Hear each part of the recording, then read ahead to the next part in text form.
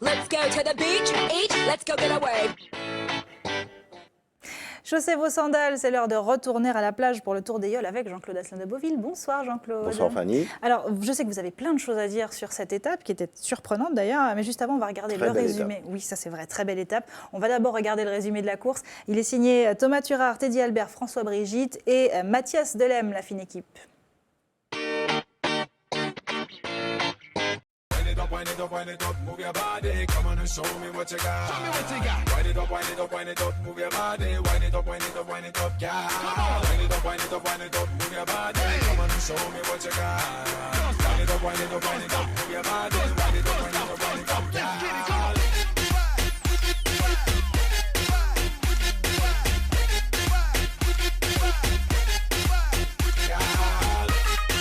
Rosette Orange fait coup double sur cette étape entre Schellcher et le Diamant. L'Aïeul du François mené par Aco s'adjuge cette deuxième étape et s'empare également du maillot rouge de leader aux dépens de Brassy-Lorraine qui termine à la 5e place. UFR Chamflore rattrape son erreur de la dernière manche en finissant en 2e position. Club Tania Julians termine 3e. Ce tour réserve encore beaucoup de rebondissements. La journée était belle dans la rade de Schellcher quand les Yoles se sont élancés en direction du Diamant. Très vite, UFR Chamflore, qui devait se rattraper de sa contre-performance de la veille, a pris la tête de la flottille. Elle a compté jusqu'à 200 mètres d'avance environ dans les premiers 1000. Juste derrière, Rosette Orange et un petit groupe ramassé composé de ce même Thiboug Energy, Marc Gaillard, Brassy-Lorraine, Club Tania Julians. En queue de peloton viennent ensuite Monsieur Bricolage, Tremplin d'Homme Orthopédie, et Socara. Devant, l'Aïeul des protégés de Georges-Henri Lagier refait petit à petit son retard sur Rosette Orange. L'Aïeul Dr Haute Zapetti, Digicel et CTDM, Love Story, optent pour une route plus au large pour rejoindre la bouée, symbolisant l'entrée du défi Espace Sud. C'est UFR Chamflore qui passe cette position en tête, talonné par Rosette Orange des grands jours. Ce même Thiboug Energy arrive en 3e position.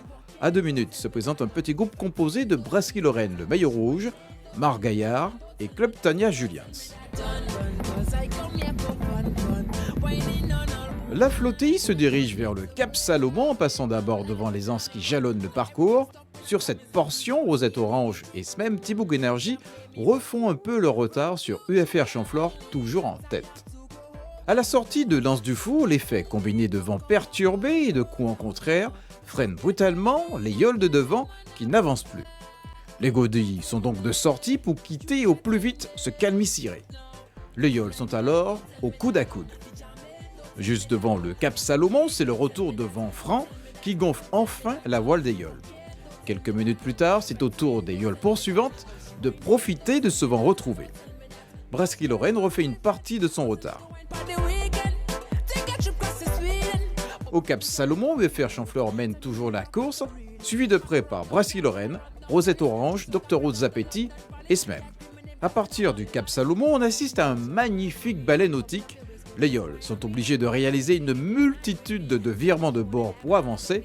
Il est alors difficile de dire qui est le dauphin du UFR Chamflore. Les embarcations se livrent à un véritable chassé-croisé jusqu'à Petite-Anse, où Rosette Orange prend le meilleur sur UFR Chamflore à la faveur d'un de ses virements de bord.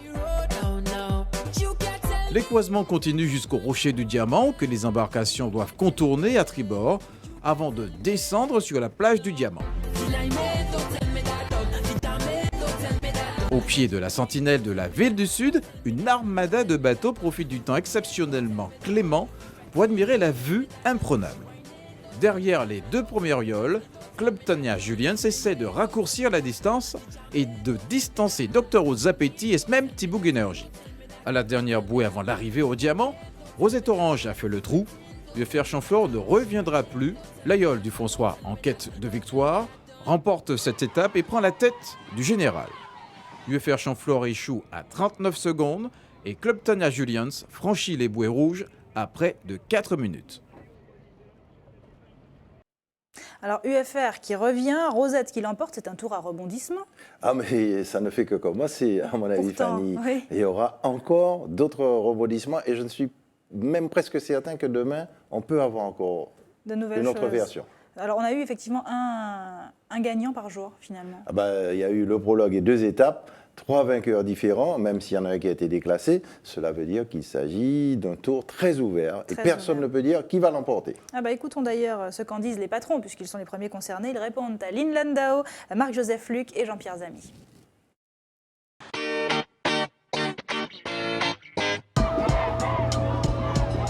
Je suis très content. Pourquoi? Parce que ça fait un moment qu'on n'avait pas remporté d'étape.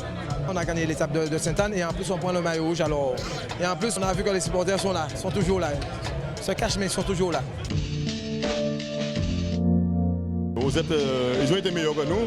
Parce qu'ils avaient plus de voiles que nous, ils ont bien géré leur voile, tant mieux. Mais je dis quand même bravo à mon équipage parce qu'aujourd'hui on a été très attentifs, très vigilants et c'est le résultat. Hein. Le résultat, on est parmi les 2 premiers yoles, tant mieux. On a quand même essayé de limiter la casse. Bon, on n'a pas eu la surface de voile adéquate, donc il nous manque un peu de voile. Mais bon, malheureusement, les autres concurrents ont fait la différence. Mais moi, je dis que le tour n'est pas encore joué. Il reste encore beaucoup de jeux et on espère être présent pour les étapes suivantes. Les étapes suivantes, voilà qui nous mène au classement de l'étape du jour. D'abord, alors la première place, on trouve donc Rosette Orange, suivie d'UFR Champflore. À la 3e place, Club Tania Julians, vous le voyez. Et puis à la 4e place, Dr Roots Zapetti. Brasserie Lorraine qui gagnait hier et 5e aujourd'hui tout de même. Et puis c'était DM, cette fameuse yole noire, pirate des Caraïbes, on pourrait presque l'appeler comme ça, qui est dans la première partie du tableau également. Et puisqu'on est à la 2e étape, dans un instant, on pourra également voir le classement général, puisqu'il y a désormais un classement général qui va vous être présenté dans un tout petit instant. Voilà, avec Rosette Orange qui est donc premier de ce classement général, suivi de Brasserie Lorraine, et puis Club Tania Julians 3e. Vous voyez que les écarts sont très très faibles. 22 secondes entre Brasserie Lorraine et Club Tania. 22 petites secondes. C'est très serré. Alors, UFR 9e quand même.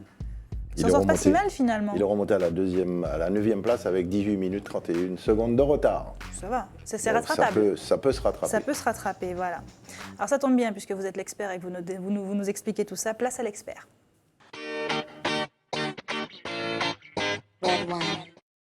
Jean-Claude, donc ce classement très serré, on en parlait à l'instant. Oui, un classement serré, pourquoi? Parce que ce matin, la course, si vous voulez, elle s'est répartie en 2 parties. La première partie entre le départ à Chelcher et puis le Cap Salomon. Et là, les yoles qui avaient mis de grandes voiles ont été en tête. Arrivé au Cap Salomon, on le sait, c'est un passage très difficile puisqu'il y a le vent de l'Atlantique et le vent de la Caraïbe qui se rejoignent. Et là, il y a des vents perturbés, donc encalminage et tout ce qui s'ensuit. Donc regroupement de toutes les yoles. Ensuite, les yoles qui avaient de plus petites voiles sont revenues. Pourquoi? Parce que le vent est monté en intensité, donc ce qui a permis aux yoles qui avaient des voiles plus petites de revenir. Et là, c'était la bagarre entre 4 yoles, et je dois dire que c'était magnifique, tout simplement magnifique, et que ce sont les erreurs tactiques qui ont été faites de chacune de ces yoles qui ont fait que c'est Rosette qui l'a emporté parce qu'elle a fait moins d'erreurs. Donc c'était une course très tactique, et je dois dire qu'elles ont occupé la première place toutes à tour de rôle. On voit d'ailleurs les images de la victoire de Rosette. Rosette qui l'emporte, c'est sa première étape gagnée. Rosette, c'est sa première étape gagnée et je crois que là, c'est un équipage qui va reprendre confiance parce qu'il avait besoin d'une victoire d'étape pour reprendre confiance. Donc, on parlera encore de Rosette dans les étapes suivantes.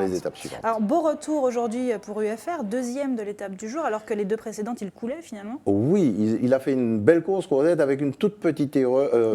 UFR a fait juste une petite erreur en fin de parcours. Ils sont allés trop loin dans le canal de Sainte-Lucie, ce qui leur a fait perdre une partie de l'avance qu'ils avaient gagnée sur Brasserie Lorraine. Mais enfin, ils ont fait une très belle course, ils ont remonté au temps, c'est le principal. C'est l'essentiel, c'est vrai que ça leur servira pour l'avenir. C'est eux qui avaient la plus grande voile ce matin, 70 mètres carrés. Ah, quand même. Quand même. Alors, l'un des meilleurs parcours pour le moment, c'est encore celui de Brasserie Lorraine, qui est 2e au classement général, qui gagnait l'étape d'hier.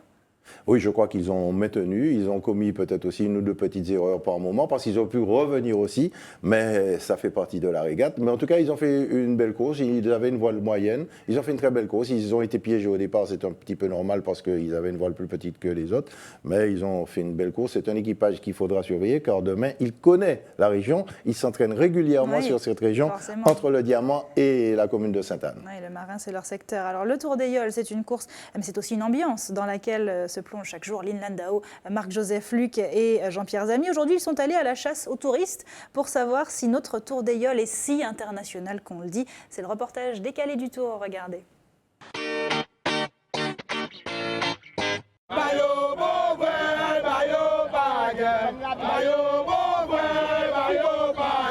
On m'avait dit que le Tour des Yoles était un événement touristique. Je regarde à gauche, à droite, je ne trouve pas les touristes. Il n'y a que des Martiniquais ici. Mais je ne perds pas espoir. Allons les retrouver.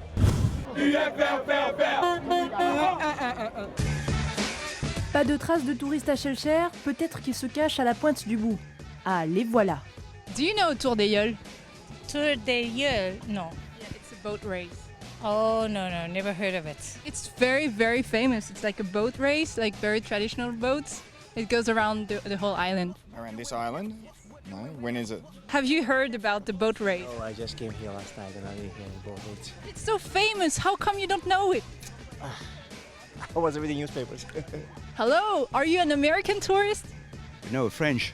Ah mon Dieu, vous parlez français. Qu'est-ce que vous pensez du Tour des Yoles? Qu'est-ce que j'en pense? Que les Martiniquais ont tout intérêt à continuer à le faire parce qu'a priori ça n'intéresse qu'eux.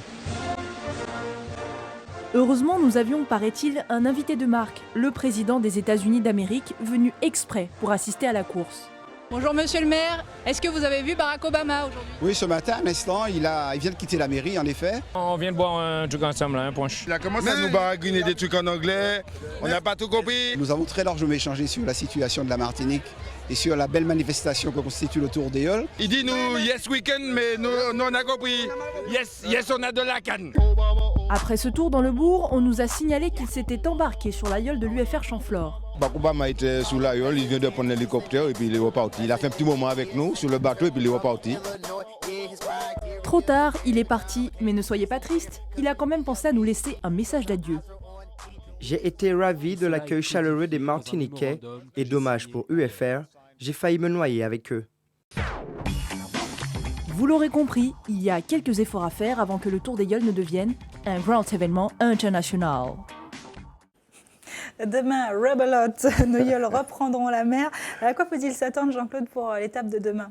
Demain, c'est une étape qui sera très tactique. Alors, il y aura des choix de voile d'abord importants à faire. Mais je pense que demain, compte tenu du fait que beaucoup de Yoles se battent, tout le monde mettra des gants de voile. Donc, je disais, une plus belle des étapes de ce tour, le choix de voile est primordial, tactique de course est importante, et puis savoir pratiquer. Le contrôle est aussi fondamental. Il faudra surveiller particulièrement la première partie, l'écaille, parce qu'il y en a, et ne pas se faire piéger, savoir négocier tous les vents, perturber au passage de lance-figuier, et puis après, savoir encaisser les grosses risées qui vont tomber de la montagne quand on arrive à la pointe Borgnesse. Donc une étape difficile où les écarts peuvent être conséquents et peuvent changer complètement le classement général. Vous avez des pronostics? Non, je crois qu'il vaut mieux ne pas faire de pronostics. Pour ne pas se tromper, c'est tellement surprenant ce tour. C'est tellement surprenant et puis je crois que tout le monde a sa chance. C'est vrai, c'est vrai. Tout simplement. Surtout quand on voit le résultat des 3 premières étapes. Merci beaucoup Jean-Claude, je vous donne rendez-vous demain, 19h40. Oui, mais auparavant j'ai été chargé d'une mission, quand même par tout le personnel de la station. Ils m'ont tout simplement dit de vous souhaiter un joyeux anniversaire. Merci joyeux beaucoup. Anniversaire, Fanny. Merci beaucoup, c'est très gentil à vous. Voilà, je vais être tout trop jusqu'à la fin de la tranche. C'est réussi. Je vous donne donc rendez-vous demain, 19h40. Ce ne sera plus mon anniversaire, mais on y sera quand même pour le point donc, sur les Yoles. Et vous ne bougez pas, car tout de suite, c'est le rappel des titres dans la tranche info. À tout de suite.